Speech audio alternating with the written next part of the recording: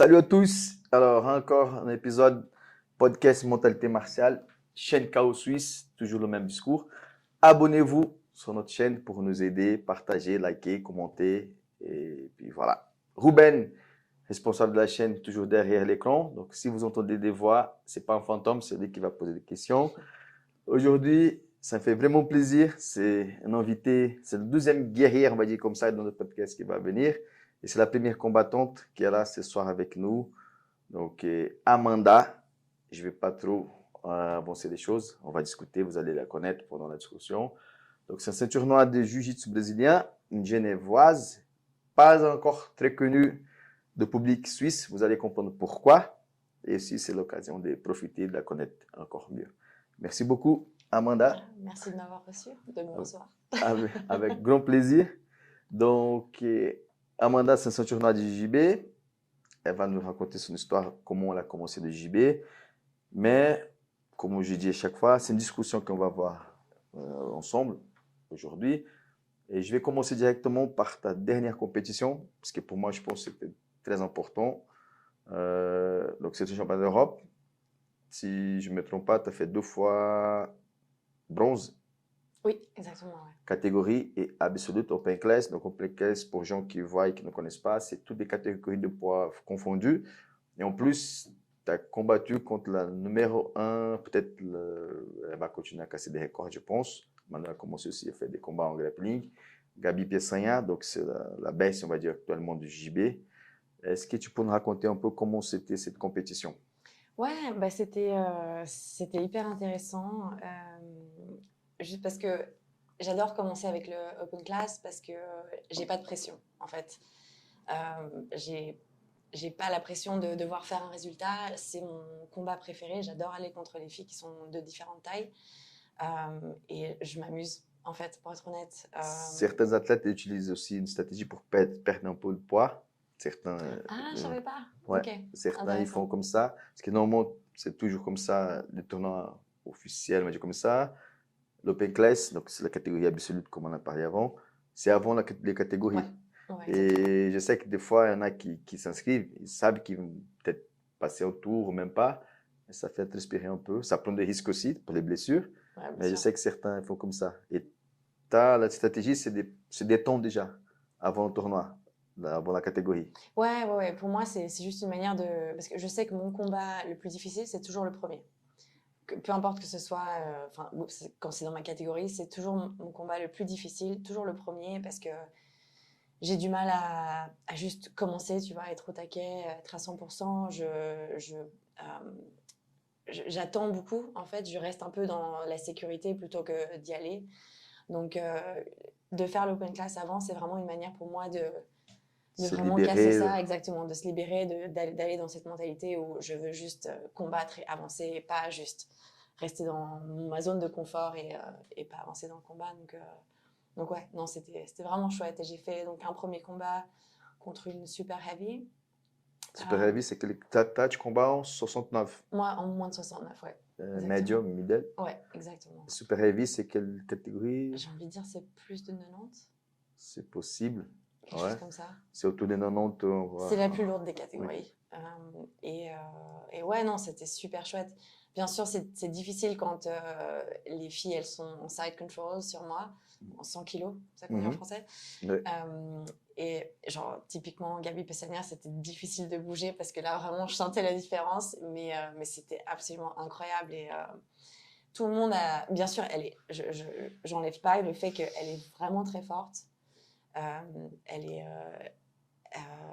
Oui, donc extrêmement forte, très technique, et bien sûr, elle est lourde. Mais tout le monde s'est tellement monté la tête, m'avait tellement prévenu avant, tu vas rien pouvoir faire, tu vas vraiment la sentir, etc.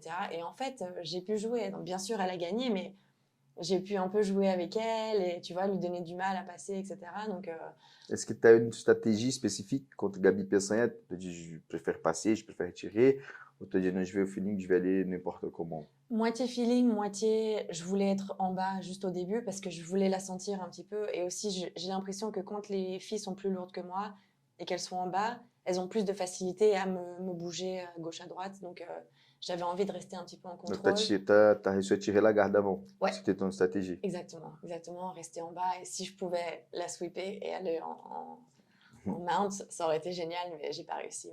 Mais ouais, non, c'était vraiment chouette, quoi. Vraiment cool. Donc, Gabi Pessanha, je sais même pas quand c'était la dernière fois qu'elle a perdu un combat. Et là, elle a commencé en Ogi, en Ogi aussi maintenant. Ouais. Elle a déjà fait son premier tournoi, non? Elle va faire bientôt. Oui, elle a fait Worlds à la fin 2024. Elle a gagné. Elle a gagné, ouais. Mais, Donc ça, c'était une Absolute Open Class. mhm. Et dans la catégorie, comment c'était? Alors, pas top pour moi. La première, donc j'ai eu un bye.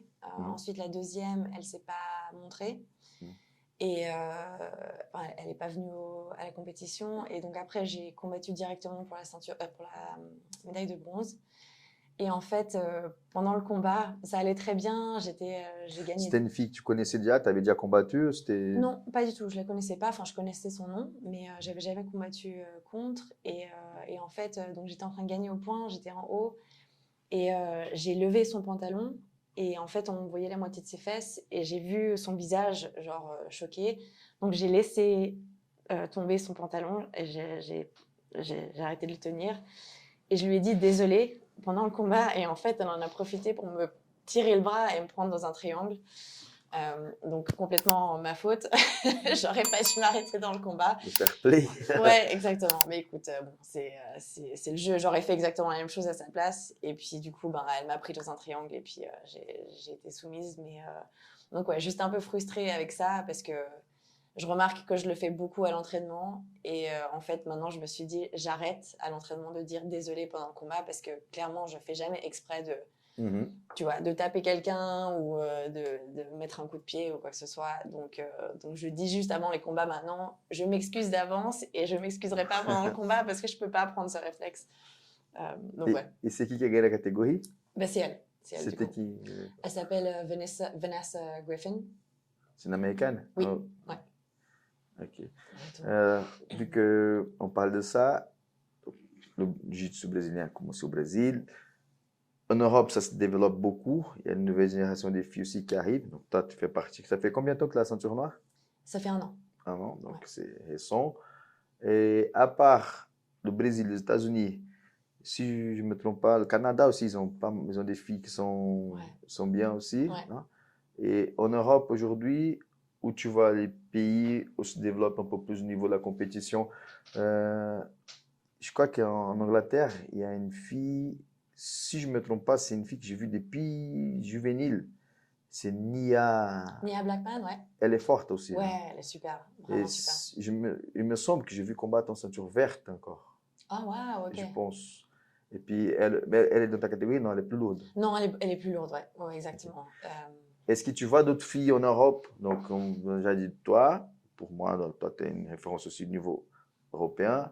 Donc, Nia, est-ce qu'il y a d'autres filles aussi européennes qui sont en ceinture noire que tu vois maintenant monter, qui peuvent rivaliser avec les Brésiliennes, les Américaines? Ouais, mais il y a certaines... Pardon, j'ai oublié Fiona. On va parler de ça après aussi. Fiona, pardon. J'ai oublié Fiona aussi. Donc, voilà. Est-ce que tu vois une nouvelle génération qui arrive? Ouais, alors bien sûr, avant Fillon, tu avais des gens comme Samantha Cook, elle est en Angleterre aussi, très très forte, elle a fait des podiums mondiaux, etc. Maintenant, aujourd'hui, bien sûr, il y a Fionn, mais je pense qu'elle est un cran au-dessus de tout le monde. Donc Fionn, il y a Rosa Walsh. C'est une Hollandaise. Une Irlandaise, exactement. Il y a une Brésilienne qui vit en Irlande qui s'appelle Jackie, qui est super forte. On a Laura aussi, Peretti, qui est une Italienne qui vit en Irlande. En Angleterre, il y a plein de filles. Il y a une autre Fiona Middleton, il y a Indiana, il y a Nia. Je pourrais en citer. Donc, si on prend un peu l'histoire, si je dis une bêtise, tu peux me corriger. Donc, la première fille qui a vraiment affronté, on a parlé même avant de commencer le podcast, c'était Laurence. Ouais. Donc, elle, c'était la première qui a vraiment, je pense, qui a ouvert les portes, on va dire comme ça. C'est clair. Après, il y a Fionn. Et maintenant, il y a une nouvelle génération qui est... Ouais, là, c'est vraiment cool à voir. Après, je ne sais pas si c'est parce que je suis ceinture noire et puis donc je suis vraiment dans la culture et je vois un peu dans les tournois, etc., qu'il y a plus de filles. Mais j'ai l'impression qu'il y a vraiment un groupe qui est en cohésion tout en Europe et on est tout en train de monter ensemble. Aussi parce que la culture a changé et je pense qu'il y a beaucoup plus de cross-training. Donc, les gens s'entraînent vraiment partout. Et on s'entraîne ensemble parce qu'on veut s'entraider, en fait. Donc, en Irlande, c'est vraiment là que j'ai vu qu'il y avait un progrès de ce niveau-là parce que je n'avais jamais vu ça avant. C'est que tout le monde va dans les clubs tout le temps. On a tout un groupe WhatsApp, on s'entraîne, on dit « Ok, ce jour-là, on est à ce club et on vient tous s'entraîner ensemble. » En Angleterre, à Londres, surtout, là, c'est comme ça en ce moment. Et c'est super cool à voir, quoi. Ouais. On profite. Est-ce que tu peux nous parler un peu des entraînements que tu as fait avec Fionn? Je pense qu'aujourd'hui, tu fais un peu moins. Mais dans le passé, quand tu étais moins gradé, tu as beaucoup entraîné avec. Ouais. Tu peux nous parler, qu'est-ce que. Voilà. Pour moi, je te dis avant, c'est Gabi Peçanha et je pense que c'est Fionn, vu qu'il y a Mesquita Manuel dans le MMA. Après, la prochaine, je pense que c'est Sarah Galvão, qui arrive. Qu'est-ce qui est différent? Qu'est-ce que tu penses? C'est quoi ses points forts? Qu'est-ce qui fait la différence pour qu'elle soit Fionn? Voilà. Tous ces résultats. Bien sûr, il y a le travail. Elle est très consistent dans son travail.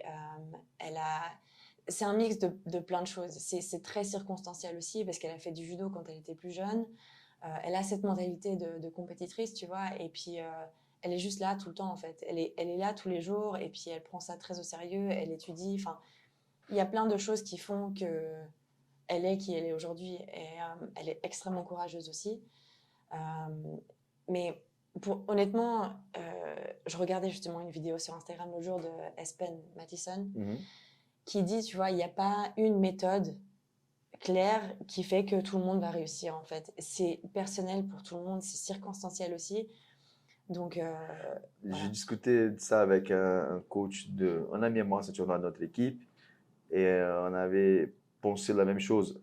Aujourd'hui, je suis convaincu que, comme tu as dit, ça dépend beaucoup plus de la personne, de l'athlète, de lui-même. Je ne veux pas enlever le poids, le travail de coach, la responsabilité, mais le coach, il peut tout faire. Je pense que c'est toujours comme ça, mais maintenant, c'est encore plus clair dans ma tête pour ça. Parce que si on voit des exemples, il y a la plupart des champions, on va dire comme ça, ils viennent des grosses équipes de compétition, mais on a beaucoup aussi qui ne viennent pas de là. Et des fois, tu vois une fille, un garçon qui. Tu dis comment il est arrivé à ce niveau-là. Après, c'est clair qu'aujourd'hui, dans le marché du jiu-jitsu, il y a de l'argent, les équipes qui prennent des gens pour payer, c'est très bien. Mais ça dépend surtout de la personne elle-même. Complètement. Je t'avoue que j'ai une grosse opinion sur ça et sur les grandes écoles comme Atos et AOJ. Parce qu'ils ont une structure absolument incroyable, ils ont un programme incroyable aussi. Mais ils ont une méthode de sélection aussi, tu vois. Et ils mettent sur Instagram que les gens qui gagnent. Donc, mais moi, j'aimerais savoir c'est quoi le pourcentage des gens qui gagnent et le pourcentage des gens qui ne gagnent pas et que tu vois pas. Parce que quand tu regardes leur Instagram, tu as l'impression que d'un minute où tu rentres dans AOJ, tu vas gagner, tu vois. Tu vas être premier partout. Alors que c'est pas du tout le cas. C'est un club comme un autre. Enfin, pas exactement, mais tu as des gens qui font la compétition et qui gagnent jamais, par exemple. Et ça, ils vont pas le montrer, tu vois. C'est clair.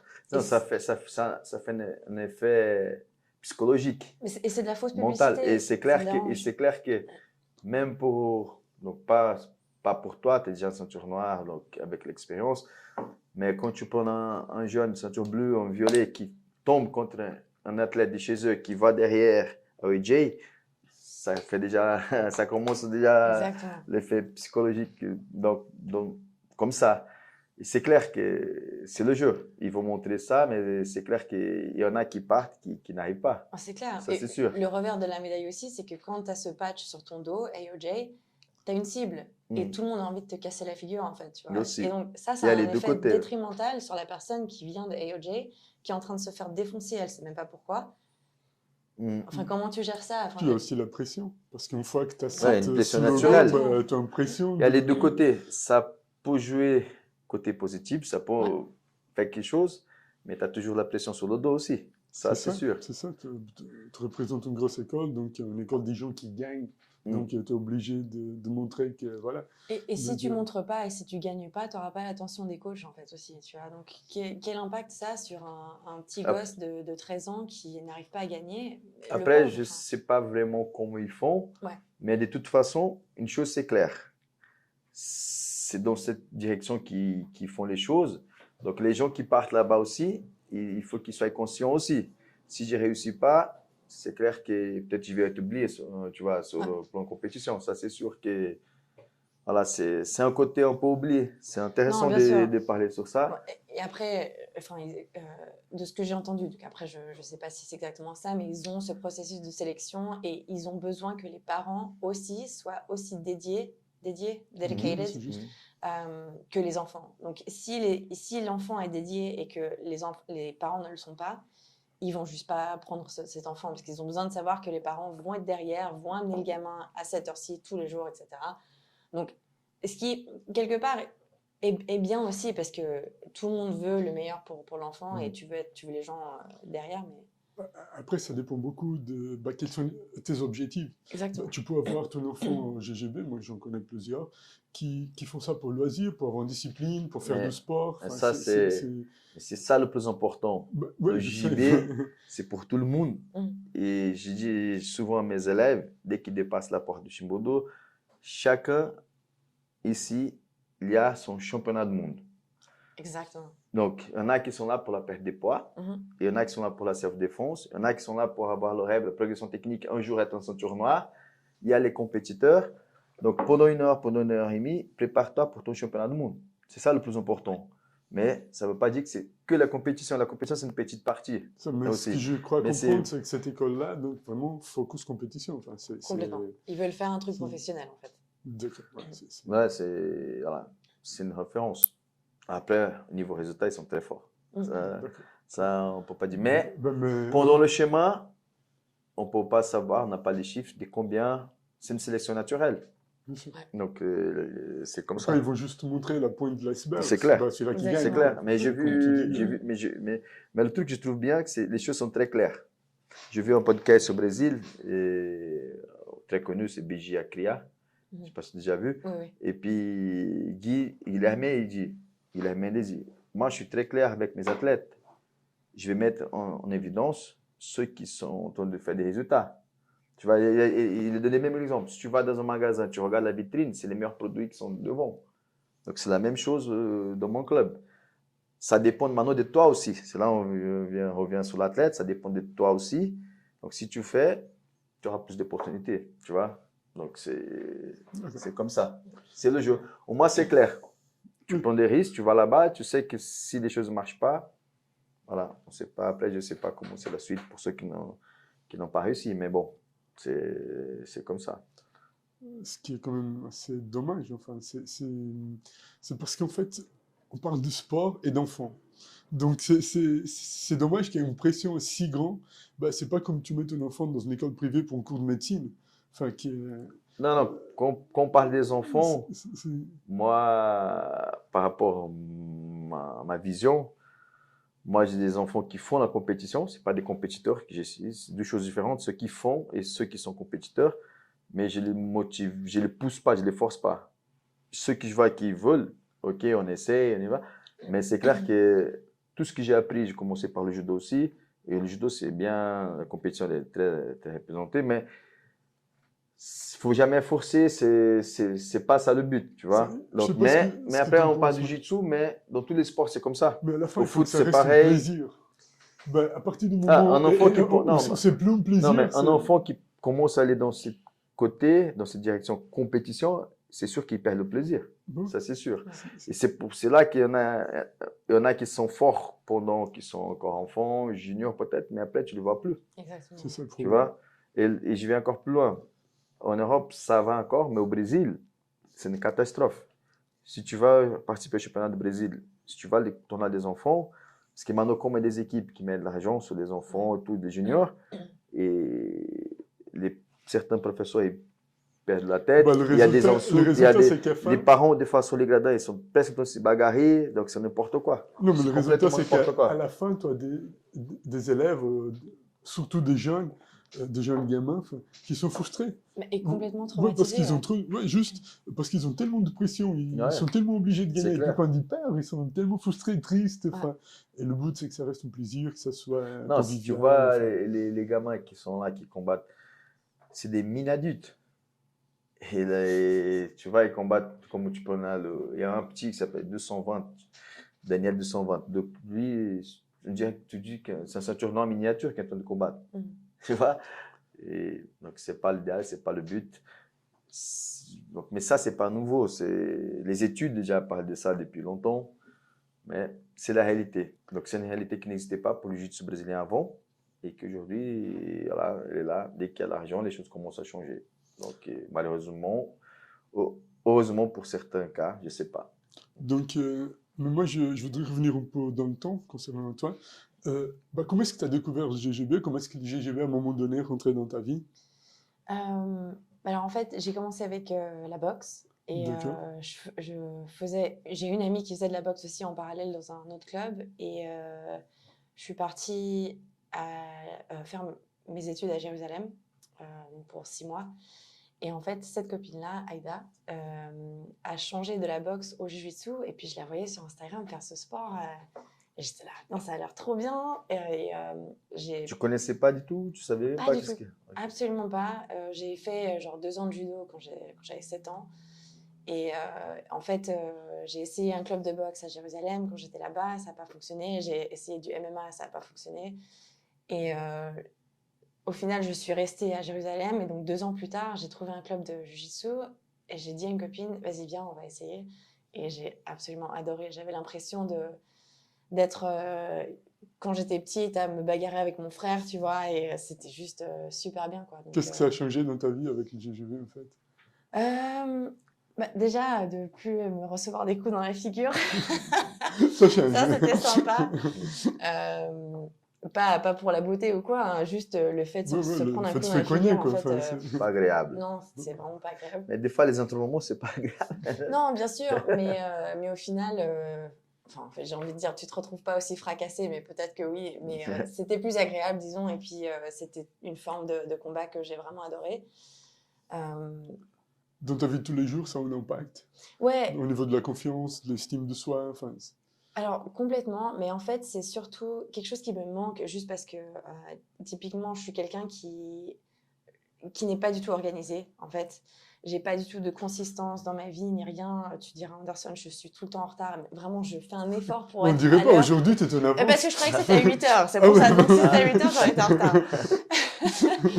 Et en fait, ça m'aide à me prouver que je peux avoir une consistance dans ma vie, en fait. Je peux être là à l'entraînement. Et tu vois, on parlait de c'est quoi ton championnat du monde. Pour moi, c'est juste d'aller à l'entraînement. C'est tellement une angoisse, en fait, de juste sortir de chez moi, que quand j'arrive à surpasser ça et aller à l'entraînement, et je suis aussi tellement timide, je fais un effort pour me forcer de dire bonjour à tout le monde, parce que je veux sortir de ma zone de confort, je veux pas être renfermée comme ça, donc ça me donne confiance de cette manière-là, en fait. Et c'est surtout la compétition aussi qui m'aide beaucoup, parce que quand je dois faire une présentation au travail, ou justement parler à des gens, ou aller rencontrer des gens, peu importe quelle situation dans la vie, en fait, une fois que tu as fait une compétition et que tu as surmonté cette peur-là, tu te dis que tu peux faire n'importe quoi, en fait. Ça, je dis tout le temps à tous mes élèves, les adultes, donc les enfants plus tranquilles, essayez de faire au moins une compétition. Ouais. Vous allez, la plupart, ils aiment, ils veulent essayer, ils veulent continuer aussi. Et je donne justement cet exemple-là, ça va vous aider dans votre vie privée, Complètement. personnelle, familiale. Et vu qu'on a parlé des enfants, des fois, ça c'est un souci. Des parents qui n'ont jamais fait une compétition, ils ne se rendent pas compte qu'un enfant est sur le tatami pour faire un tournoi. Qu'est-ce que c'est? C'est que nous qu'on a vécu ça. Donc, c'est un dépassement personnel énorme. Complètement. Et puis, pour les adultes, pareil, donc ça va toujours aider. Donc, c'est très bien que tu parles de ça parce que ça, c'est un message très important. Et Et puisque tu parles de compétition, bah, tu te souviens de ta première compétition et toi, avec Oui. quel âge? J'avais 25, Ok. 25 C'était ans. en Israël. Oui, ouais, c'était un mois après que j'ai commencé le Jiu-Jitsu. J'ai dit, allez, je vais faire la compétition. Mais je me suis sentie extrêmement mal parce que je me suis rendu compte. Donc, j'ai fait un double leg, whatever, j'ai gagné la compétition. Et en fait, j'ai réalisé après que c'était des mineurs. Et donc, enfin, je venais de casser la figure à des mineurs. Et vraiment, j'avais été. Et pourquoi c'était mélangé les catégories Ouais, d'âge? ouais, oui, et parce qu'en fait, il y avait juste personne at the time, en ce Mhm. temps-là. Et donc, je me suis sentie extrêmement mal. T'as Donc, presque arrêté la compétition après. non, parce que je suis compétitive, mais Heureusement que j'étais. t'as pas traumatisé. Ça t'a pas traumatisé. Ouais, non, enfin, je suis. Ouais, c'était. C'est c'est intéressant de comprendre que tu te souviens encore. De toute façon, c'est marquant parce que voilà, il y avait Ouais. cet épisode. Et donc la suite, c'était déjà avec des gens de ton âge, on suppose, ou Oui, des oui, oui. Et adultes. après, oui, Enfin, donc je suis partie au championnat d'Europe après ça. tout de suite après? Oui, Ah, excellent. et j'ai juste loupé la médaille de bronze. J'étais tellement triste, j'ai tellement pleuré après ça. Mais voilà, enfin, c'est comme ça qu'on apprend, Ben, quoi. Et quand tu es venu à Genève, donc on va parler de ça aussi, je pense que c'est une histoire intéressante, tu étais déjà bleu. Oui, ouais. Ok. Ton schéma, donc tu as commencé en Israël, Mhm. après tu as continué. Quand tu es parti en Israël, tu avais quelle ceinture? Parce qu'après, tu peux nous raconter pour ton schéma, Oui, aussi pour le alors, club où tu as entraîné, tout ça. ouais, alors ça, c'est quelque chose qui me rend un peu triste.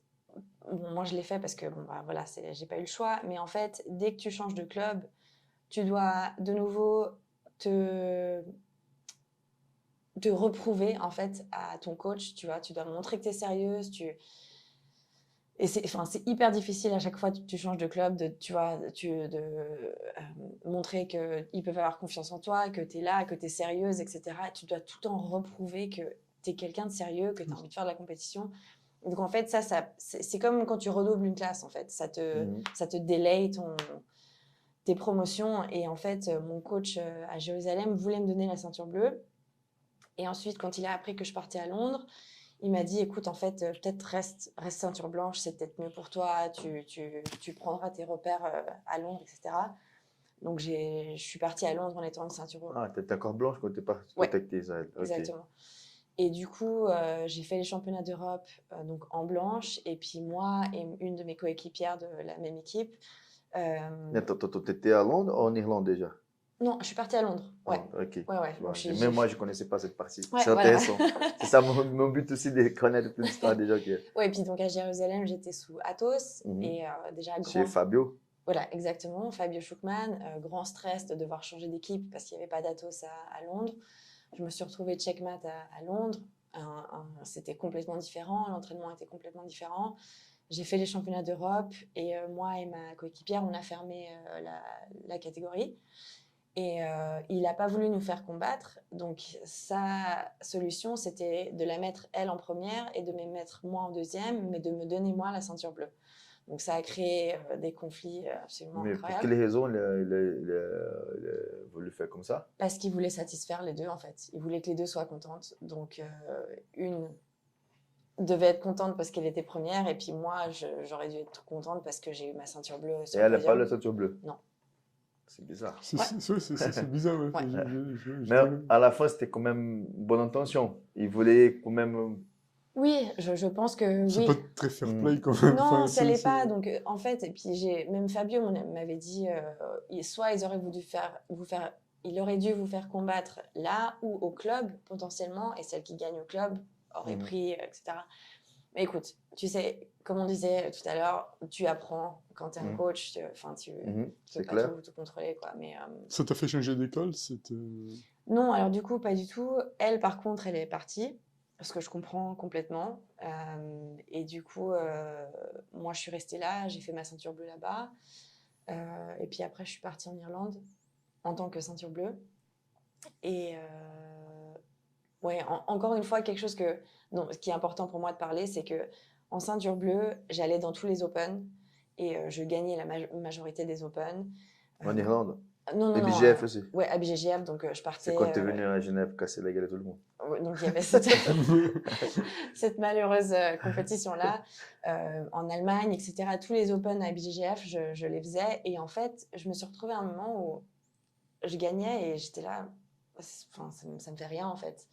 Et c'est là que j'ai commencé à changer mon mental parce que je chassais les médailles d'or, mais en fait, ça me donnait rien. Ça m'apportait absolument rien. Et quand j'étais sur le podium en tant que première, j'étais là, ok, Mais ça commence à te démotiver aussi un peu? Complètement, ouais. Complètement, parce que je me demandais, mais qu'est-ce que je fais en fait? Pourquoi je chasse ça? Il n'y a aucun intérêt.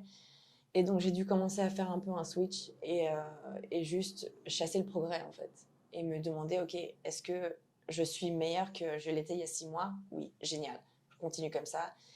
Et même aujourd'hui, c'est difficile parce qu'on a tout envie de gagner, on veut tout être première, mais on ne peut pas tout gagner. Et en fait, aujourd'hui, je cherche plutôt le progrès. C'est un point intéressant. Bah, comment est-ce que tu gères les défaites, en fait? Beaucoup mieux qu'avant. Honnêtement, avant, c'était... je voulais parler à personne, je voulais voir personne, je voulais pas m'entraîner après la compétition. Je me retrouvais dans des situations où donc, je m'entraînais pas genre pendant 1 ou 2 semaines après. Vraiment, je restais chez moi et je mangeais tellement que mon poids faisait vraiment des yo-yo. Donc, Oui. je pouvais prendre 10 kilos en 2 semaines sans problème. Et ça aussi, c'était pas du tout quelque chose qui pouvait continuer. En fait, j'étais en train de me faire du mal à ma santé physique et mentale. Donc, j'ai dû faire un switch aussi là. C'était pas top. Sudoku, ceinture bleue à Londres. À Londres. Donc après, je suis partie en Angleterre parce que j'ai rencontré la personne qui est mon mari aujourd'hui. On s'est rencontrés dans notre club à Londres. Et lui est Le irlandais. jiu-jitsu brésilien fait des couples, des mariages. Voilà. Je recommande pas. C'est pas quelque chose que je voulais faire. Je veux jamais être en couple avec quelqu'un qui s'entraîne chez moi, enfin dans le même club. Mais ça arrive. Ça arrive. Et puis bon, Bah, il la était. preuve. Là, tu connais pas mal d'autres aussi. Non, il était extrêmement beau et extrêmement gentil. Et bon, bah, voilà, écoute, ça s'est fait. Lui, il est reparti à Londres, en Irlande pendant 1 an. On a fait de la longue distance pendant 1 an. Et après, je l'ai rejoint parce que pendant cette longue distance, j'allais dans son club à Dublin. Et pour moi, c'était le meilleur club en Europe. C'est eux qui faisaient tous les résultats à l'époque, partout. Donc, je me suis dit, OK, ça, c'est mon choix. Il y a Sean qui est là et ce club est là. Donc, c'est sûr, il faut que j'y aille. Et là, encore une fois, il faut que je me reprouve à cette personne. Je sais pas comment on dit. Like, I have to prove myself. Il faut que Il faut que je montre mes... il faut que tu remontres tes capacités, Exactement, en fait. que je suis Voilà. sérieuse, que je vais faire la compétition, etc. Donc, encore une fois, je sais que mon coach de Londres voulait me donner la ceinture violette juste avant que je parte. Mais ça s'est pas fait parce que je suis partie. Mais quand tu arrives avec ton palmarès, qui est quand même assez important, enfin, je pense qu'ils s'attendent quand même. Enfin, Ouais, mais au final, ils s'en foutent, tu vois, parce que tu peux pas promouvoir quelqu'un qui vient juste de débarquer dans le club, tu vois. Tu dois minimum faire 1 an, prouver tes capacités et à quel point tu es sérieuse. Ce que je trouve dommage, mais en même temps, je comprends. Mais ça a changé un peu. J'espère. Ouais, ça a J'espère. changé. Même moi, j'ai changé. Ok. Je Bah, suis écoute, plus génial. soft maintenant. Avant, j'étais plus comme ça. Ouais, je comprends la mentalité. Des fois, je ne sais pas si c'était ça aussi l'idée qu'ils ont, le club que tu as passé. Et des fois aussi, le prof, il est un peu attaché à cette idée de, tu vois, il faut voir si l'élève il est loyal au club, tout ça, tu vois. Aujourd'hui, je suis beaucoup moins attaché à ça. Donc, si quelqu'un arrive, je vois qu'il a le niveau, je ne vais pas faire attendre 1 an, Ouais. tu vois. Mais bon, je comprends aussi ce que tu veux dire. Donc, ça veut dire que ça peut-être t'a retardé un peu Ouais, et puis ça me casse le moral aussi, tu vois. Je suis là, genre, il faut encore que je me prouve. Je suis quelqu'un de sérieuse. Enfin, ouais, que j'ai envie Mais de tu as les réussi à prendre. prouver à tout le monde, c'est ça le plus important. Bah, au final, oui. Ouais. Par contre, c'était très dur, ceinture bleue aussi, parce que j'ai pas fait de podium dans aucun des majors, like, des grandes compétitions, que les compétitions locales. Et je crois que c'était première année à ceinture violette aussi, pareil. Et là, d'un coup, championnat d'Europe pendant Covid, j'ai réussi à avoir la 3e place. Violette là, encore. ouais, violette. Et là, ça m'a. Ok, je me suis dit, ok, je peux y arriver, j'ai la capacité d'aller sur le podium. Et voilà, après ça, T'as- Tu as avancé une réponse par rapport à une question que j'ai te posée. Justement, quel moment tu as vu que là, tu pouvais aller loin dans la compétition? Donc, ouais, c'est vraiment ce moment-là. C'était pendant Covid, championnat d'Europe à Rome. à Rome, ouais, exactement. Troisième place. Et en fait, juste d'arriver à ce niveau-là, j'étais déjà en train de pleurer en fait. Et j'ai perdu le combat et je pleurais. Je pleurais pas parce que j'étais triste d'avoir perdu. Je pleurais parce que j'étais contente d'avoir fait la troisième place. Finalement, j'étais là, quoi. Tu Mhm. vois, et je me suis dit, ok, je sais vraiment, je peux y arriver, je suis là. Et à partir de là, ensuite, PANS, j'ai fait. Mais non, en fait, juste avant le championnat d'Europe, j'ai fait deuxième à. Pas le Grand Slam, mais le. D'Abu Dhabi Oui, Abu Dhabi. à Londres. Exact. Non, à Abu Dhabi. Abu Dhabi. Ok, le championnat du monde d'Abu Ouais, Dhabi. voilà, exact. World Pro. Si tu veux. World Pro, ouais. Donc, deuxième là, troisième place au championnat d'Europe. Ensuite, j'ai fait. Donc, c'était quand tu avais la ceinture violette qui t'a dit, écoute, Ouais. ça, voilà, je veux Ouais, suivre et ce chemin. aussi, quand j'ai rejoint l'équipe suisse, en fait, j'étais en Mhm. ceinture violette et ça m'a beaucoup aidé au niveau de Mhm. l'expérience et de. Tu as combattu avec les filles d'Abloudadé. Exactement, exactement. Donc ça m'a énormément aidé. Donc si quelqu'un fait du Newaza, allez-y parce que c'est toutes les ceintures confondues.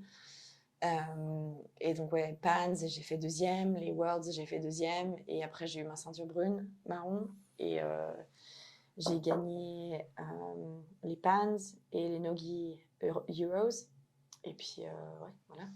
Donc, violet, marron, noir en Irlande, Chez Dara, ouais, au Dara. Gralon, Le club, c'est East Coast, Jiu-Jitsu.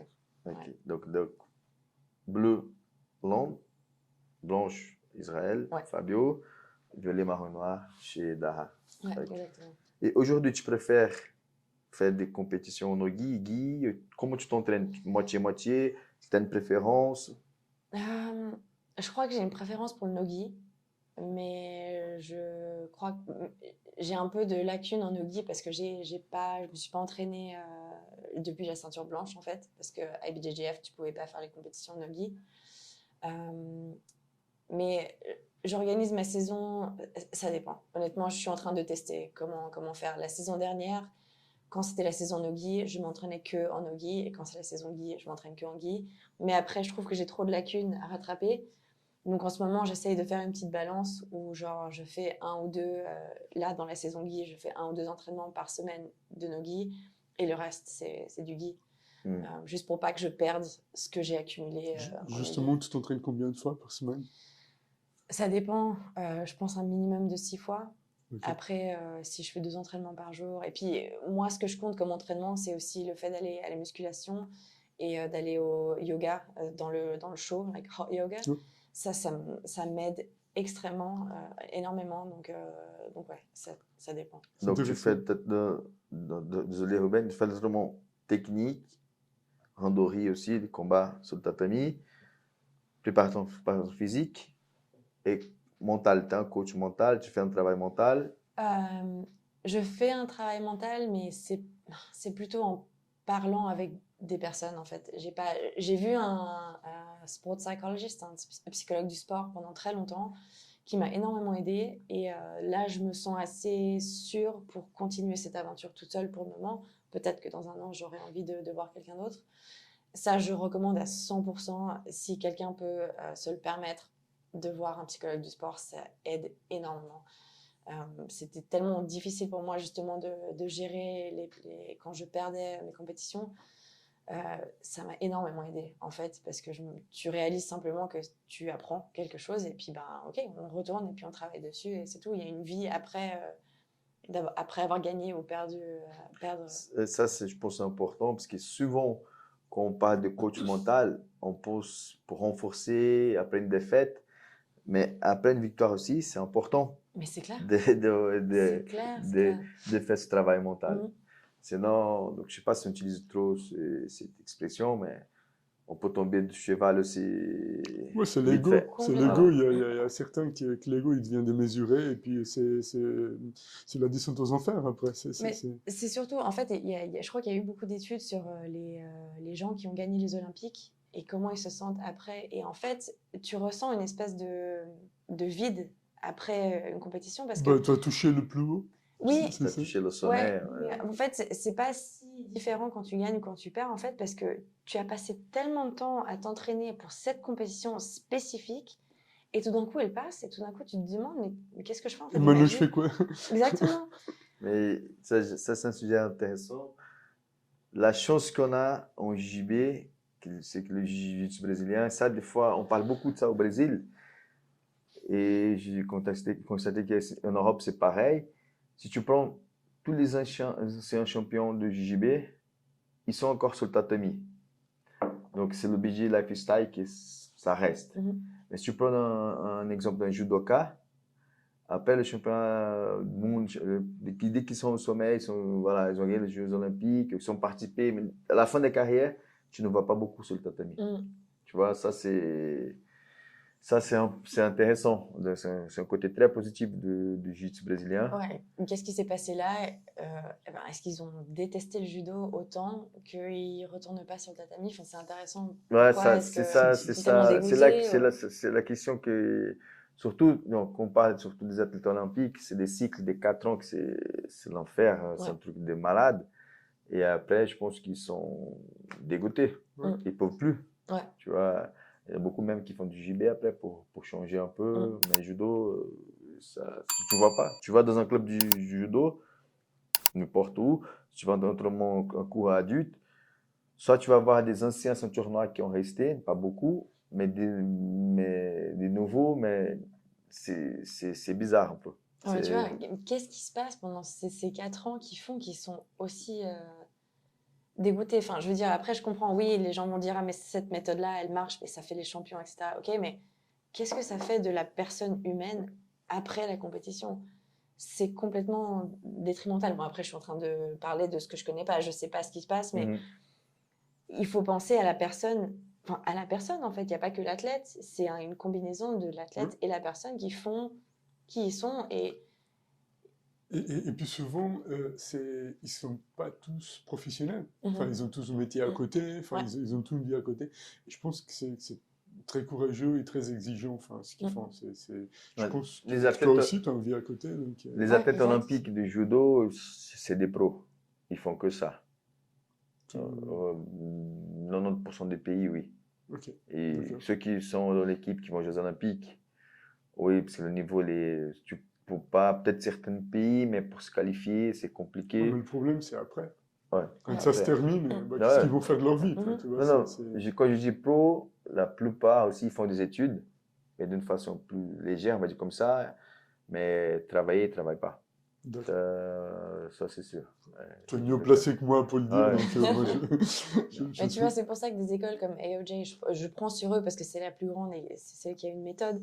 Ça m'inquiète parce que, ok, ils se concentrent sur l'athlète, mais ils se concentrent pas sur l'humain en fait. Et pour moi, c'est important d'avoir les deux, tout simplement pour le reste de la vie et aussi la continuation de la carrière dans la compétition, tu vois. Genre, pour soutenir cette intensité, etc., tu as besoin d'avoir quelque chose de mental et de positif Oui, enfin, voilà. Puis on sait qu'une blessure dans un athlète d'élite pour changer leur vie, quoi. Enfin, Ouais.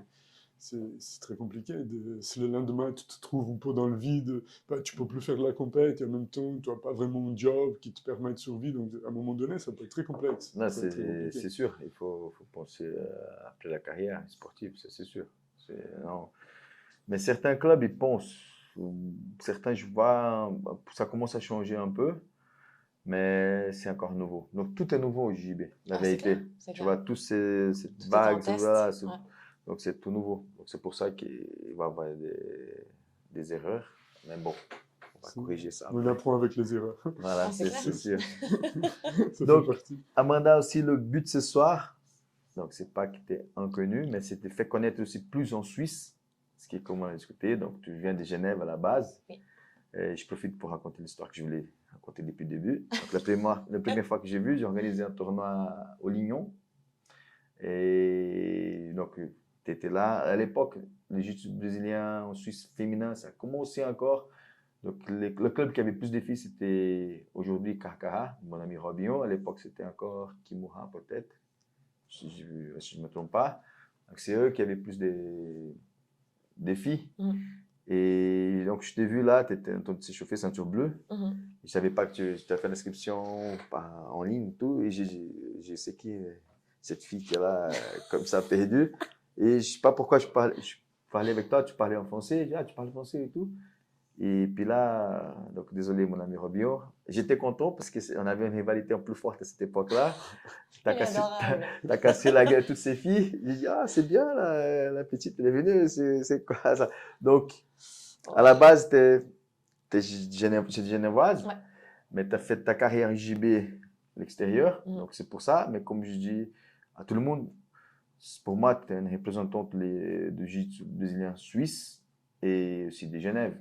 Voilà, du coup, donc c'est pour ça aussi que tu es là ce soir, comme ça les gens vont connaître plus de ton histoire. Et puis, est-ce que, je sais que c'est un peu une question piège, je te posais avant, est-ce que parmi les filles qui sont en Suisse, quelles sont les filles que tu connais, les plus fortes? Donc, ça fait un moment que je suis là, j'ai vu des filles commencer en ceinture blanche, arriver en ceinture noire, faire des compétitions, faire des tournois. Donc, j'ai une idée. Je vais dire aussi après mon point de vue. Mais est-ce que tu connais un peu les filles, qui sont les filles, donc de toutes les ceintures confondues, voilà, en Suisse? Bah, honnêtement, pas tellement. À l'époque, quand j'étais encore ceinture bleue, je crois, il y avait Vanessa Pereira Mhm. et il y en avait une autre, je ne me rappelle plus de son prénom. Mais pareil, elle venait de Suisse alémanique, donc peut-être elle était vers Zurich ou je sais pas. Mhm. Des cheveux bruns. Je ne me rappelle Bon, pas. peu importe, je me souviens pas de son Ok. nom.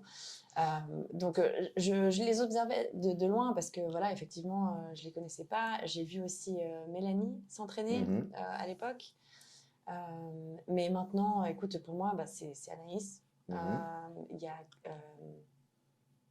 Laurie. Laurie, ouais. Et puis à Genève, il y a aussi Cosima qui est là. Enfin, il y a un petit groupe de femmes qui se construit, mais on n'est pas beaucoup, quoi. On n'est pas beaucoup à s'entraîner. Et encore une fois, je suis sûre qu'il y en a plein d'autres, mais que je ne les connais pas.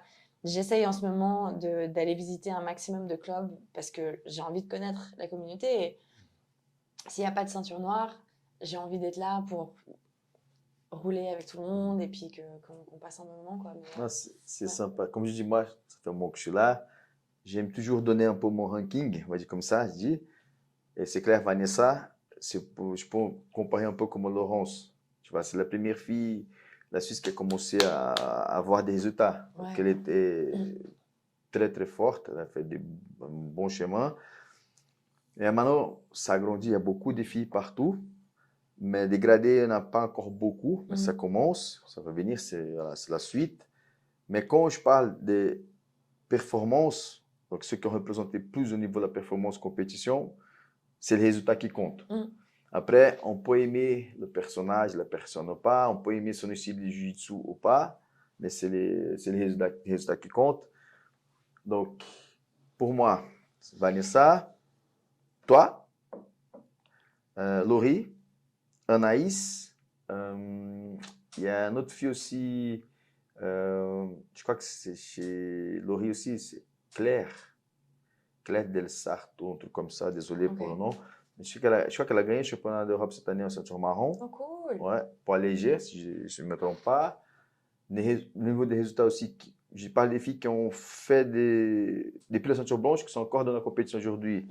Donc, Miley aussi, qui est là, Miley, qui fait sûr. la Ouais, compétition ouais. aussi. Ouais. Et puis voilà, mais donc là, tu vois, si on commence à chercher, on va trouver encore plus. Ouais. Tu vois, et ça va se développer. Donc, c'est cool pour la Suisse. C'est cool, mais... Là, je vais aussi, comme ça va donner un peu plus de motivation. Donc, cette année aussi, j'ai une fille qui a fait 12e junior, ceinture bleue. Oh, génial. Donc, Alana, elle a perdu contre une fille de AOJ en finale. Elle a bien combattu quand même, mais c'est une fille comme on a discuté avant, elle a fait la home school, elle s'entraîne toute la journée, mais c'était un bon combat. Donc, il y a Alana aussi. Il faut continues à t'entraîner, Alana. Regardez Amanda, suivre l'exemple. Non, Et un faire jour, tu mieux, vas... faire mieux. Donc, ça avance, ça se développe pas mal. C'est Oui, bien. c'est vrai, mais je pense que quand tu compares à la France, par exemple, enfin, il y a 8 ans, la France et la Suisse, j'en parlais avec quelqu'un, je ne sais plus qui c'était, l'autre jour, la France et la Suisse étaient plus ou moins au même niveau. Et je trouve qu'aujourd'hui, la France nous a un peu dépassés au niveau de la structure et du niveau. J'entends plus de combattants qui viennent de la France qui viennent de la Suisse, par exemple. Tu Bon, vois. mais en même temps, c'est un pays plus grand. Donc, forcément, Ouais, mais géographiquement parlant, c'est sûr, il y aura plus de personnes, absolument. Mais pourquoi est-ce qu'on a un peu de retard avec eux? Tu vois, enfin, on a la structure, on a les gens ici. Enfin, On a les moyens, nous sommes en Suisse. les moyens. Donc, À discuter, mais Bon, Non, mais pour quelle fille tu vas, quelle Française tu vas aujourd'hui, c'est dans le top? bah, Laure, typiquement, toutes celles qui sont avec Laurence aussi. Enfin, il y en a plein par-ci par-là qui font la compétition, mais aussi, je parle des hommes aussi en général, Mhm. et même en Belgique. Non, je pense que chez les hommes, ils sont en avance, sûrement, mais chez les filles, je suis pas sûr. Ok. Ouais, ouais, peut-être un petit peu plus de ceinture noire, Mhm. mais ouais, je sais pas. En Belgique aussi, non, ouais. Mais on est là. Non, bien sûr, on est là, ça avance. Tranquillement, lentement. Ouais, mais c'est bien, mais ça va venir de plus en plus. Et qu'est-ce qu'on pense par rapport au côté self-défense? Est-ce que le jiu-jitsu il t'a aidé, il peut apporter quelque chose aux filles voilà, qui font du JB? Donc, je parle beaucoup sur ça. Donc, malheureusement, la société qu'on vit elle a changé. Donc, c'est plus comme avant. Donc, je développe beaucoup aussi la self-défense, comme je t'ai dit avant, pour les femmes. Et est-ce que ça peut apporter quelque chose, le jiu-jitsu brésilien, pour une femme, pour la self-défense, en sachant que la self-défense, pour moi, ça commence par la confiance, Mhm. déjà. Ouais. Qu'est-ce que tu en penses par rapport à ça? Alors, je suis d'accord avec toi. Pour moi, c'est tout ce qui est en relation avec la confiance. Pour être honnête, si tu te retrouves dans une situation où tu dois te défendre, pour moi, la chose à faire, c'est courir, tout simplement. C'est l'athlétisme, c'est la meilleure chose. Je suis d'accord Complètement, avec ne toi. rentre pas en contact Ouais. parce que ça va mal se passer, en fait. Mm. Donc, si tu peux l'éviter, juste évite-le. Maintenant, tu ne peux pas éviter. Comment alors? Alors, oui, effectivement, je pense que ça va t'aider. Enfin, ça va aider, bien sûr. Je te dis juste une chose, je ne sais pas si tu as vu sur les réseaux sociaux, ça fait 2 semaines au Brésil, il y a une jeune fille de 13 ans, elle a réussi à s'échapper, il y a un gars qui essaie de la violer, Mhm. elle fait du JB, et grâce à ça, elle a pu pouvoir se libérer Génial. et s'en sortir. Voilà.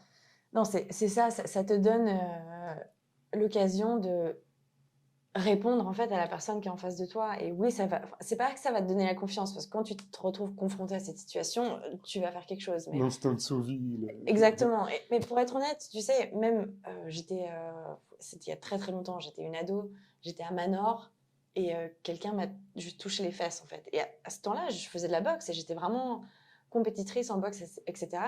Mais j'ai juste rien fait en Tu as fait. congelé. J'ai congelé Ça arrive, ouais. complètement. Ça, Donc, tu peux pas prévoir, tu peux pas garantir C'est que... ça que je dis à mes élèves pour la self-défense. La self-défense, déjà, ça peut être tout rien. Ouais. On ne sait pas où, comment, il n'y a pas de règles, mais... Et on ne sait pas non plus comment nous, on va réagir. Ça ne Exactement. veut pas dire que tu es un grand champion de MMA, tu vas réagir Pas du à un tout. truc comme ça. Donc, Mais ce que ça va te donner, c'est, oui, la confiance, mais l'instinct aussi. Où tu peux repérer une situation où tu te dis, ah, ça, c'est potentiellement dangereux, je vais me retirer de cette situation, tu vois. Typiquement, je promène mes chiens super tard le soir et je vais dans un parc qui est en face de chez moi. Je suis super en alerte de ce qui est autour de moi parce que je vois à 100 mètres là-bas qu'il y a une personne qui est toute seule, qui me regarde. Je vais partir du parc et c'est tout, en fait. Et je vais essayer de pas aller au parc c'est à la 6 meilleure heures là. stratégie finalement. Exactement. Donc oui, ça peut te donner confiance, mais en même temps, essaye pas d'aller chercher ces situations-là non plus, tu vois. Et si tu dois te défendre, oui, ça va te donner les outils pour te protéger un maximum. Et puis, si tu peux, voilà, t'enfuir, quoi. c'est ça que je dis. Donc, la self-défense, pour moi, il y a trois choses. Soit pour les forces de l'ordre, c'est une chose. On peut même pour appeler des stratégies tactiques voilà, pour les forces de l'ordre, utiliser nos noms comme ça, soit pour les civils qui font du sport de combat et pour ceux qui ne font pas. Par exemple, je donne un exemple, je vais donner le nom, j'espère qu'elle ne va pas être fâchée avec moi. Donc Maïli, tu le connais, elle est légère, elle a 50 kilos. Une fois en sortant de l'entraînement, elle était ceinture bleue. Et il y a un gars qui commençait à agresser sa femme à l'arrêt de bus. Et elle s'est mêlée un peu dans le truc, elle a fait un matériel, elle a fait un homme illégal. Voilà. Je ne dis pas que c'est ce qu'il faut le faire. Non, bien sûr. Mais pourquoi? Parce que quand tu as une fille qui s'entraîne, si tu veux aller plus loin dans une situation comme ça, tu peux.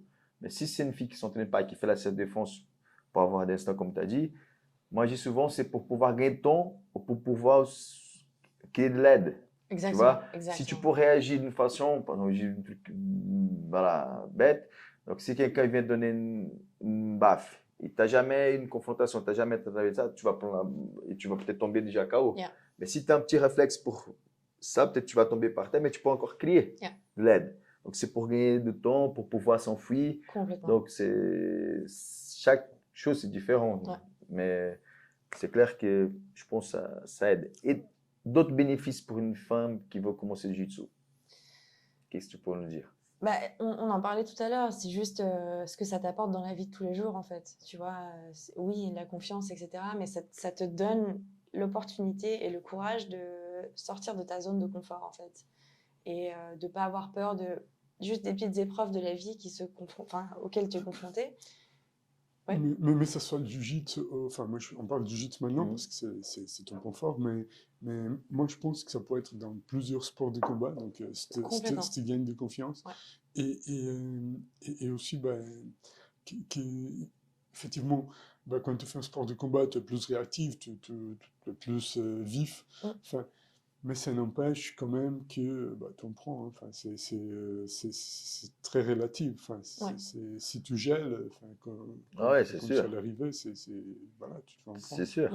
Il n'y a pas d'entraînement pour le psychologique à ce niveau-là, je pense. Ça, c'est sûr. Ouais, c'est pour ça que je dis, c'est tout rien. Ça peut être tout rien, la self-défense. Et on ne sait jamais comment chacun va réagir par rapport à la situation. C'est clair. Ça, c'est sûr. Par expérience, moi, j'ai vu quelques personnes en Krav Maga qui drillaient bien à l'entraînement parce que voilà, les contacts sont soft, enfin, les drills sont les drills, mais puis quand c'était un peu plus dans le contact, ça rien quoi. Enfin, je l'ai vu. Donc du coup, il faut vraiment qu'il y ait déjà un esprit. C'est pour ça que j'ai donné l'exemple de Maïli tout à l'heure, mais Maïli, c'est un très bon exemple. Toi, tu es là, tu es déjà adapté, on va dire comme ça, à la confrontation. Donc, tu as le jiu-jitsu brésilien, tu vas t'entraîner avec les hommes, les gens vont essayer de t'étrangler. Tu connais un petit peu déjà ça, même si on sait que dans la rue, c'est une autre chose. Complètement. Mais même malgré ça, tu peux encore, comme tu as dit, tu étais dans la boxe, le gars t'a touché, tu n'as rien fait.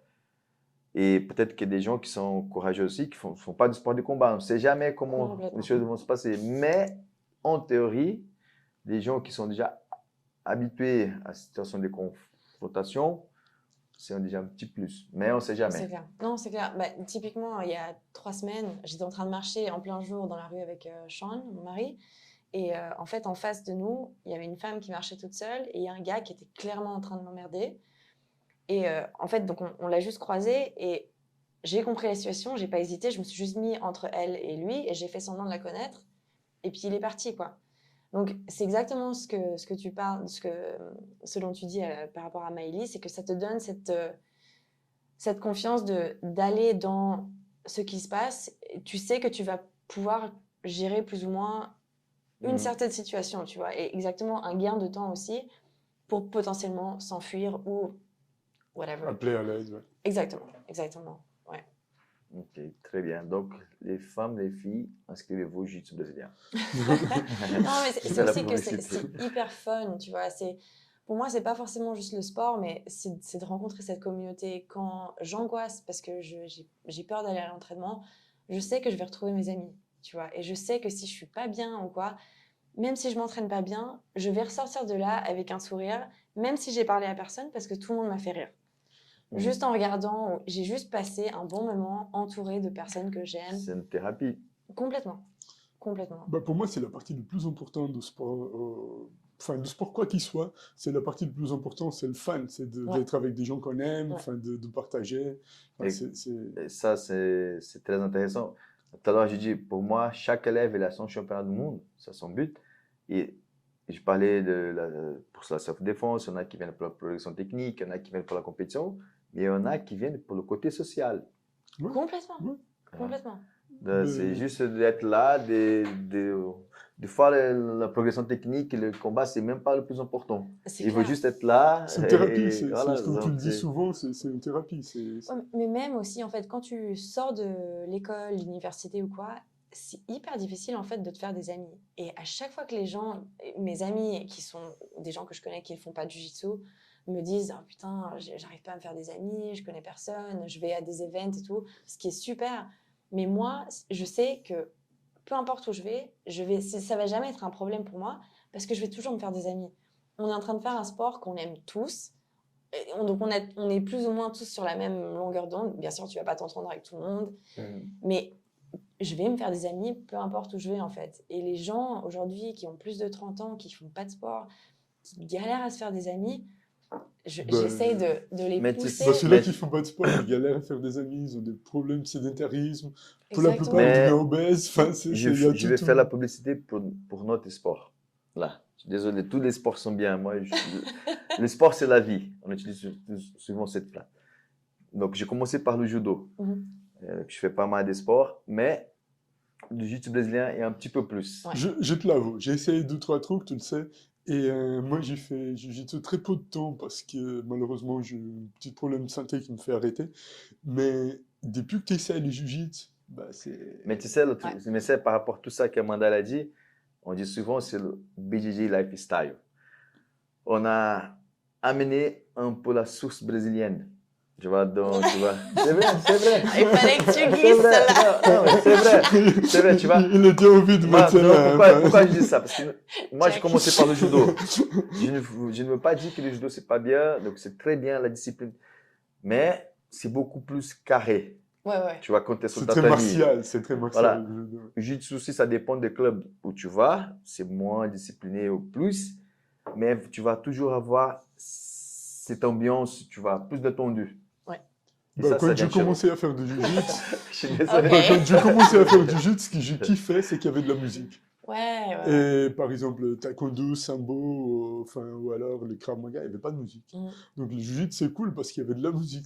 Franchement, c'est Non, encore tu peux quelque travailler chose d'une qui- façon détendue, mais Ouais. sérieuse. Oui, Exactement. non, c'est juste, ouais. Exactement. Tu vois. c'est- Donc, je pense que c'est. Moi, j'ai beaucoup pour ça. aimé. C'est une expérience à refaire, enfin, quand ce sera possible. Ouais. Et quels sont tes plans pour le futur?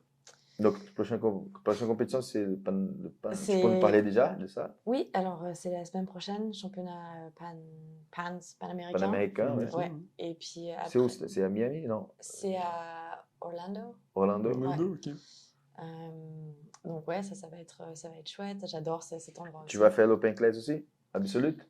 À voir. Je pense que oui. Alors, Mais, quelles sont tes expectatives? Hmm? Quelles sont tes expectatives? Quelle Qu'est-ce que place? tu attends? Qu'est-ce Ah. que.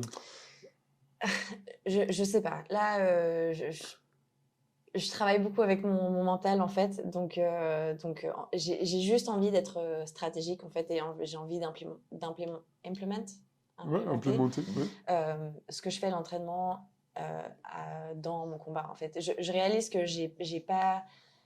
j'arrive pas à étudier comme tout le monde étudie, j'apprends d'une manière différente, donc j'essaie de trouver un moyen qui me correspond, d'apprendre à faire les choses et ensuite de pouvoir les reproduire. Parce que je travaille beaucoup à l'instinct en fait, pas tellement à étudier les techniques, etc. Et j'essaie de trouver un moyen. Visiblement, ça paye parce que tu as des bons résultats. On verra, on verra. Mais mais, c'est ça qui est bien. Chacun trouve sa façon de faire Ouais. les choses. ouais. Et donc, si j'ai compris, toi, tu n'étudies jamais tes adversaires. Et T'as un si, game plan ou de pas du temps en- tout? Non, si, de temps en temps. J'essaye, hein, des fois, j'ai toute une stratégie, mais ce que je me suis rendu compte, c'est que ça marche jamais comme tu crois que ça va marcher. C'est jamais. Toujours avoir le plan B, C. Exactement, exactement. Mais ouais, donc j'essaie juste de trouver, parce que même dans mes études, etc., j'ai jamais appris comme tout le monde. J'étais toujours dernière minute, tu sais, les 24 heures avant ton examen, c'est là que je travaille. Donc voilà, j'essaie Et juste ça marchait aussi. Oui, mais c'est pas bon pour le long terme, tu vois ce que je veux dire? Ouais. Donc voilà, des choses que je faisais très bien à ceinture bleue, je les ai complètement oubliées aujourd'hui, tu vois? Donc ça, d'être confronté en fait à ta ceinture noire et au niveau auquel tu te confrontes, j'ai besoin de trouver quelque chose qui fonctionne pour moi, ce que j'ai pas encore trouvé, donc je suis à la recherche de ça. Mais voilà. We cross fingers for you. Thank you. Donc, prochain tournoi panaméricain, Panaméricain, potentiellement Brasileiros et après les Worlds. tout ça en saison kimono. Kimono. Ensuite, je prends toujours un break pendant l'été où je m'amuse parce que j'ai besoin d'être. Très important. Ouais, j'ai besoin de faire une saison, donc c'est de septembre à juin. Et au milieu, je laisse place à ma créativité. Donc je joue pendant l'entraînement, j'observe. Ouais, j'ai besoin de ce moment pour Et la deuxième partie de l'année, peut-être tu vas être plus focalisé sur le nogi. Nogi et ADCC qui va commencer les trials. Donc le premier va être en septembre et ensuite Parce que le prochain DCC, c'est l'année prochaine. l'année prochaine, mais les trials ils commencent en septembre. Ouais. Ah, j'espère que je te souhaite beaucoup de chance. Oui, Merci. oui. D'avoir une Genevoise à la DCC, c'est super. Ah, ce serait cool, ouais. Ah. Ça serait cool. Ben, fais-nous c'est- savoir. Et Ouais, c'est- ouais. et c'est quoi la première sélection et où? Ça va être soit en Croatie, soit Pologne ou un truc comme ça. Ils changent un petit peu, donc je peux pas te dire. Et Mais de toute manière, le premier, c'est pas un qualifi... tu peux pas te qualifier en tant que femme, c'est que les hommes. C'est seulement au deuxième que tu peux te qualifier. Et est-ce que donc, la plus grande partie de ta carrière, tu as fait un kimono. Par rapport à tous les croisements des jambes, les talons, donc en nogi, surtout avec la DCC, est-ce que tu aimes ces jeux? Tu es déjà bien adapté? J'essaie. Au début, c'était une grosse difficulté pour beaucoup de gens qui commencent à faire de nogi. Ouais, c'est clair. Donc, tu ne peux pas croiser la jambe. Aujourd'hui, les gens commencent déjà à faire de nogi, voilà, même la compétition avec ceinture blanche, mais certaines personnes ont commencé à faire la marron et noir. Ouais. Et pour s'adapter, après, c'est un peu compliqué. Bah, Si ouais, c'est exactement ce que moi j'ai fait. En fait, j'ai commencé à me confronter à ça avec l'équipe suisse. Si vous pouvez déjà faire. Ouais, exactement. Donc ça, c'était super. Et puis, ben, j'apprends maintenant, quoi. Donc oui, ça commence à aller mieux. Mais j'ai quand même un petit peu de temps de retard. Mais j'ai envie de focus là-dessus parce que j'adore les... Donc, pour ceux qui ne connaissent pas le jiu-jitsu brésilien et nogi, c'est au niveau de règlement. Donc, certaines techniques qu'on peut faire au nogi sont le kimono qu'on ne peut pas faire en kimono. Et des fois, donc c'est ça le problème. Les gens qui ont fait plus de kimono quand ils commencent à aller nogi, il y a cette confrontation. Donc, c'est pour ça que je pose la question à Amanda. Et donc, les événements, on voit plus souvent maintenant des galas, super fight. Tu as déjà participé à certains, je pense. Ouais. Et qu'est-ce que tu en penses pour l'avenir pour le JB féminin? Je sais qu'il y a un grand débat aussi. C'est général, c'est pas que Jiu-Jitsu. Donc, les hommes sont mieux payés, mais ça monte aussi chez les femmes. Par exemple, il y a, je sais pas si tu as vu, le BG Star qui est au Brésil, qui a eu un GP, ils ont payé le même prix qu'ils payaient aux femmes. Ah, génial. Tu vois, Génial. c'était 200 000 reais, je pense, comme ça. Et l'organisateur dit non, pour moi c'est pareil, je crois que c'était Gabi Pessin qui a gagné. Alors. Mais et à la finale avec Yaha, si je ne dis pas de bêtises, mais peut-être c'est le seul qui a mis égalité pour les primes. Et comment tu vois ça en Europe? J'ai le Polaris. Ouais. Et je ne sais pas, c'est encore d'autres événements. Mais tu as déjà participé. Comment tu vois cette évolution? Comment tu vois cet avenir? C'est vraiment compliqué parce que je pense qu'il doit y avoir une période d'injustice où tu mets un petit peu plus en avant les femmes. Enfin, les femmes devraient être payées de la même manière. Après, je peux comprendre que, je crois qu'on a eu ces discussions il y a des années en arrière, je peux comprendre que peut-être il y a moins de personnes qui regardent quand c'est les femmes, mais en fait, ça a été prouvé maintenant avec Polaris et avec un event qu'ils ont fait il y a... Que pour les femmes, non? Oui, c'était que pour les femmes, mais il y avait un super fight de mecs. Et pour être honnête, je ne veux pas manquer de respect à ces deux hommes qui ont fait la compétition, mais c'était pas aussi bien, c'était pas aussi entertaining que les femmes qui faisaient la compétition. C'était prouvé. Bah, Ça a été on- prouvé, je- non, on a et fait même dans deux les manœuvres. chiffres. Dans Pourquoi les ils ont chiffres. fait cet événement? Moi, je Voilà, savais c'est pas, possible. je suis désagréablement très surpris du fait que les femmes ne sont pas payées au même droit que les hommes. Mm.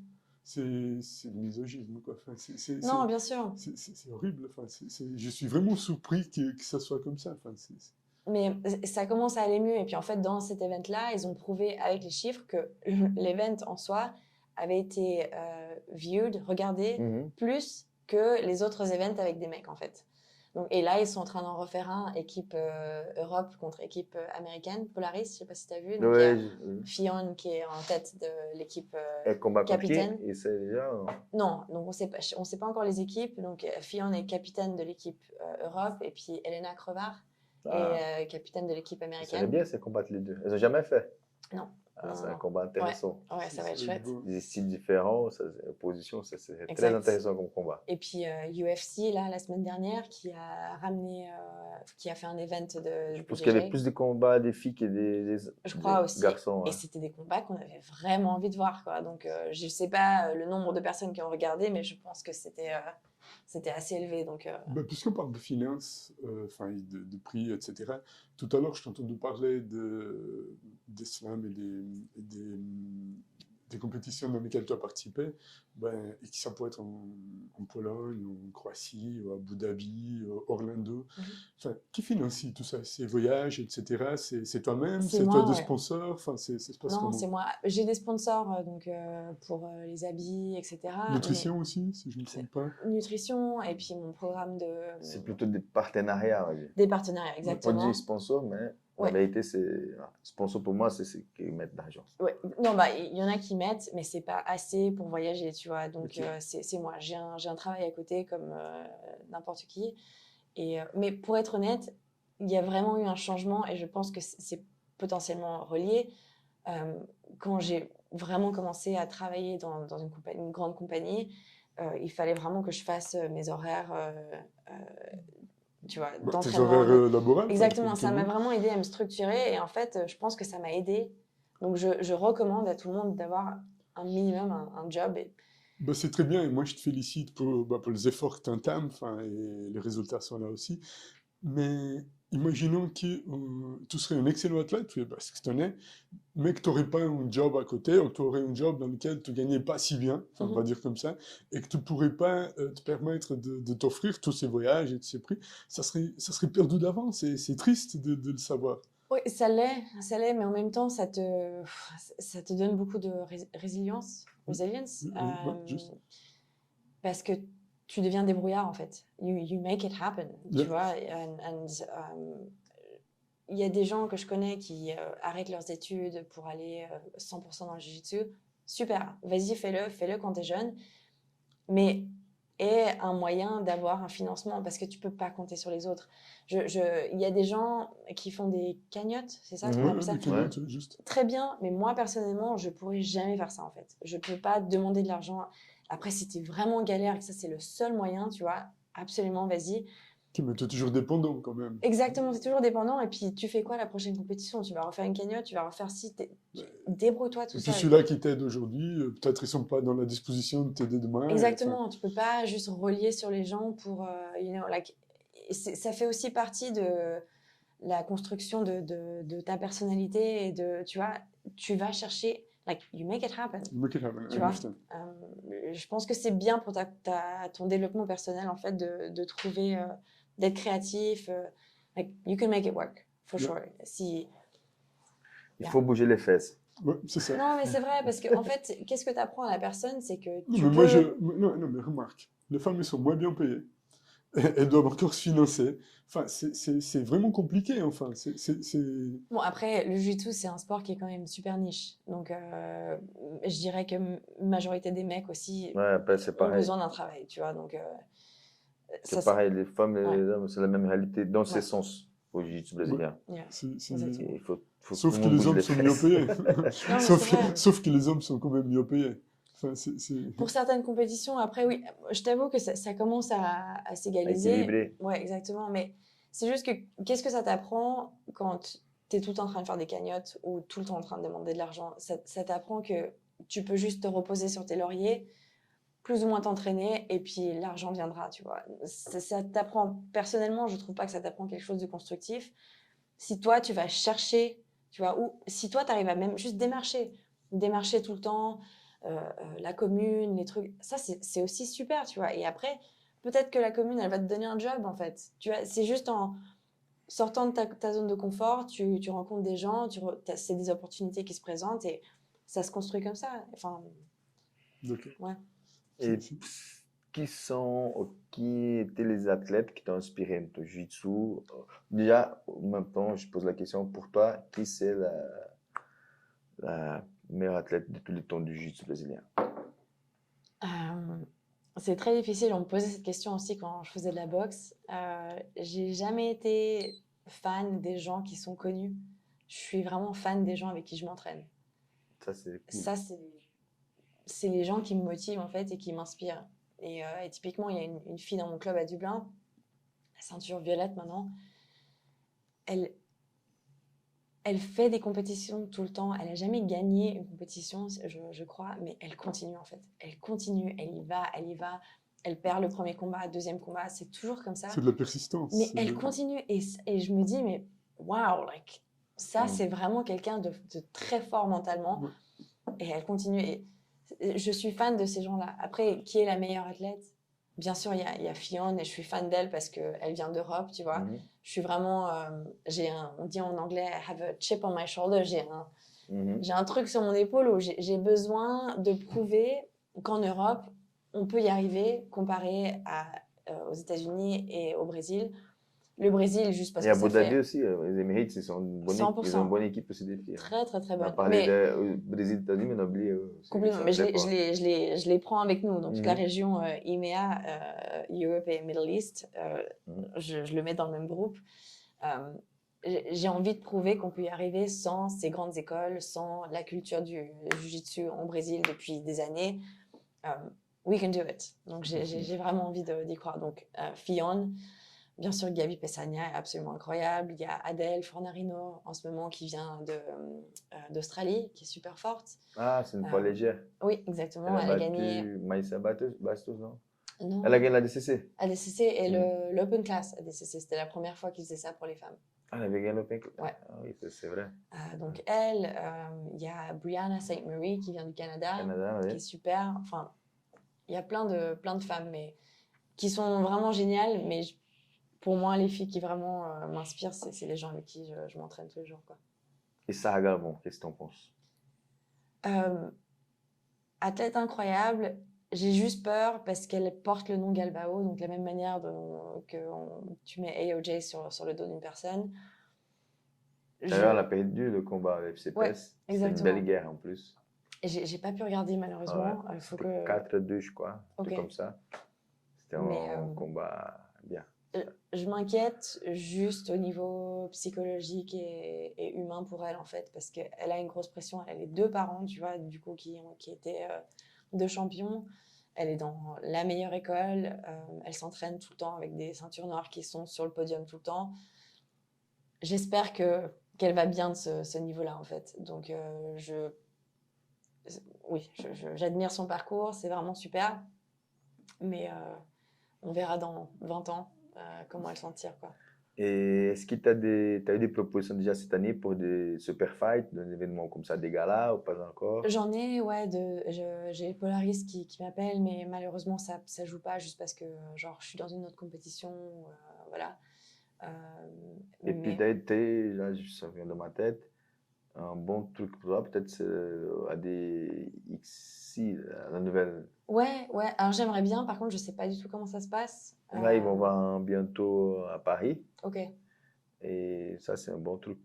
ouais, Tu deviens le non, manager. ok, bah écoute, tu veux être mon manager? On va- Appelle-les on va- pour moi. Ouais. ADX, je suis available. Ah, franchement, c'est. Et non, le truc intéressant, c'est qu'ils donnent beaucoup des opportunités pour les gens de l'Europe. Ouais, Ils font souvent un combat brésilien contre un Européen, Mhm. un Américain contre un Ouais. Européen. Et ça, c'est bien. Non, c'est chouette. Et même leur compétition, donc les gens qui organisent les World Pro, AGP, tout ça, il y a de l'argent aussi, tu vois. Il y a l'argent. Donc, Non, Depuis le retour que j'ai eu des amis, des gens qui ont déjà combattu, c'est une structure professionnelle. Chouette. Tout l'accueil avec les combattants, tout ça, c'est de la visibilité aussi. Ouais. Donc, c'est une bonne opportunité. Ah, c'est clair, Opportunité. c'est clair. Non, ce serait chouette. Bah, Polaris, typiquement, ils payent pour tout, tu vois. Donc ça, c'est trop bien aussi. Ils sont très professionnels et le fait qu'ils arrivent à organiser un truc avec des athlètes des États-Unis et d'Europe, ça va être chouette. Très bien. Peut-être tu aimerais nous parler un peu de tes sponsors, enfin des gens qui t'aident d'une certaine manière. Ouais, bah, j'ai donc une nutritionniste, Lindsay Doyle, qui est à Dublin. J'ai Improve, qui fait mon programme de Strength and Conditioning. Mon sponsor Scramble, qui est vraiment absolument Ça fait incroyable. longtemps que tu es avec eux. Ouais, depuis ceinture violette. Ouais, Et puis ce que j'adore avec eux, c'est qu'ils sont vraiment dans la communauté en fait. Et donc il y a des events qu'on organise ensemble avec tous les athlètes Scramble et puis pour tout le monde autour. C'est vraiment une entraide entre tout le monde. Enfin, j'adore j'adore les kimonos, la marque, etc. Mais j'aime juste l'idée qui est Le derrière. concept. le projet. hein, Exactement. le concept. Et après, ben, je viens de partner avec KX, qui est une marque suisse de supplements, qui est indispensable pour moi parce que Bien sûr. l'argent qui part dans les supplements et electrolytes, tout ça, chaque mois, c'est vraiment conséquent. Donc d'avoir quelqu'un qui me soutient. Ah, c'est intéressant. avec ça, ouais. Vas-y, profite pour faire la publicité. Ok, Ouais, c'est vrai. ouais, voilà. C'est bien. KX. Et en plus, c'est hyper bon, donc c'est super. Voilà. Mais ouais, voilà. Nickel. Ben, content de savoir parce que pas tous les athlètes ont des sponsors. Enfin, Ouais. je crois comprendre aussi, tu as été aussi champion suisse de boxe. Exactement. Tu veux nous parler un petit peu de ça? Oui. Non, c'est une histoire un peu compliquée. Je sais pas si je devrais en parler sur le podcast. Mais en gros, j'ai fait l'erreur, j'avais 16 ans, j'ai fait l'erreur de sortir avec mon coach, qui malheureusement avait 13 ans de plus que moi. Donc, Ok. c'était pas une super bonne expérience, en tout cas au début. Après, j'ai fait championne suisse, donc c'était super.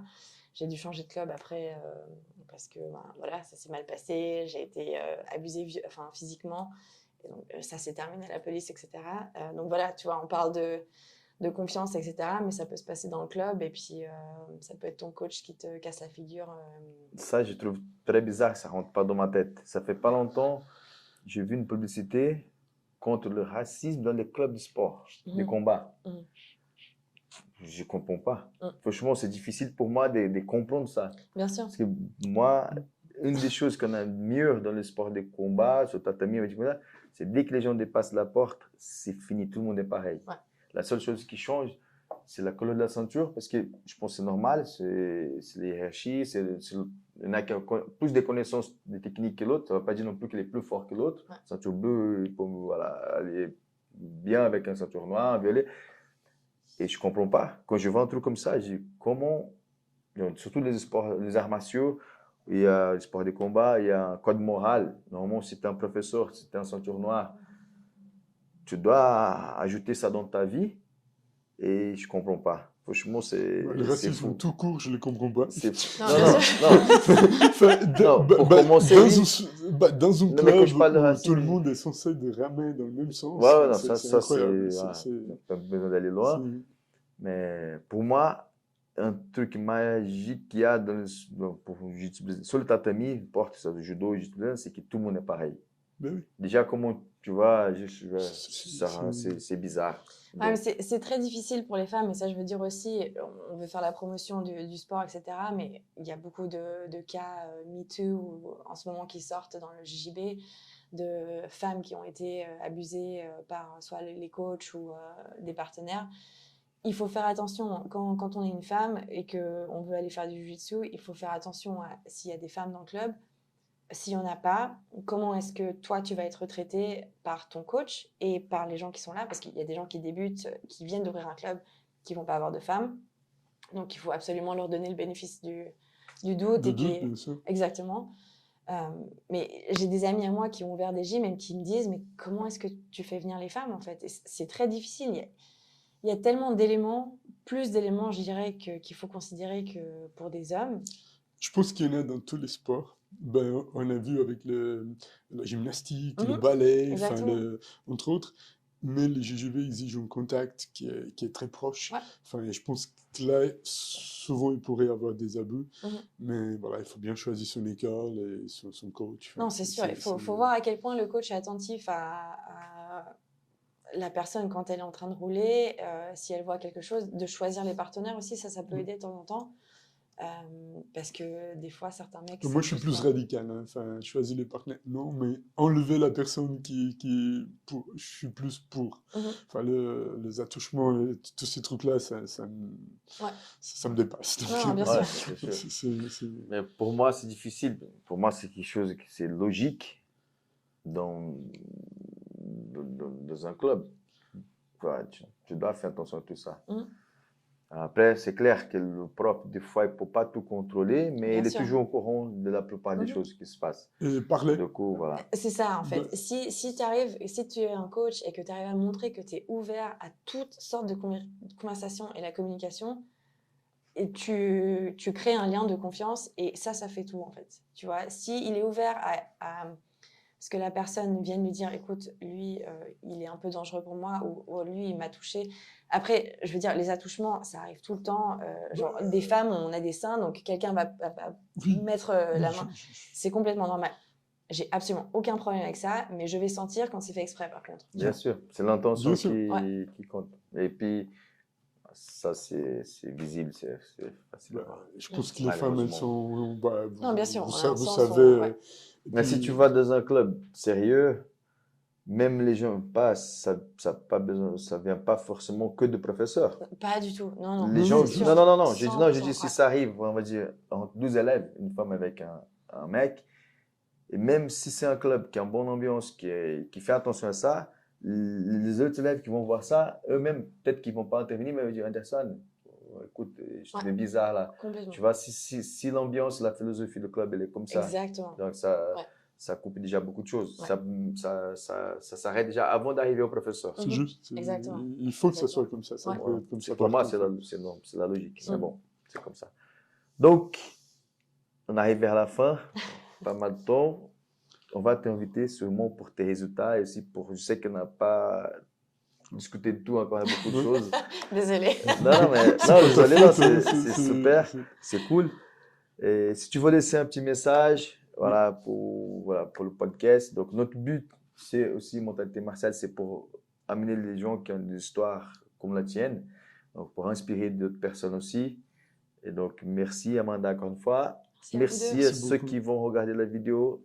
Je sais, je ne vais pas demander, je vous remercie parce que je sais que vous allez vous abonner. Merci. Petit cœur, Amanda Love. Likez, partagez, commentez. Donc, toutes les critiques sont bien pour nous, négatives, positives, n'importe. Tout ce que vous voulez, laissez les commentaires. Merci encore une fois, Ruben. Et donc, Amanda, je te laisse un dernier message. Ouais, c'est pour tout le monde, mais aussi pour les femmes précisément. Si vous hésitez à commencer ce sport, juste faites-le. Et si vous avez peur d'aller toute seule, allez-y avec une amie ou un ami, peu importe. C'est cool de voir les gens arriver par deux. Moi, c'est comme ça que je suis venue. Ça m'a pris 2 ans pour avoir le courage de commencer ce sport. Et ça m'a juste pris une question à une copine. Tu veux venir avec moi? Et puis, on y allait ensemble. Et voilà. Et si vous avez le droit de ne pas aimer non plus, c'est complètement... OK, mais juste, vous l'aurez fait, en fait. Vous sortez de votre zone de confort. Si vous trouvez quelque chose à faire ou quoi, just do it. Just do it. Yeah. Donc, merci beaucoup. Merci beaucoup. Merci beaucoup, c'était très cool. Merci. C'est cool.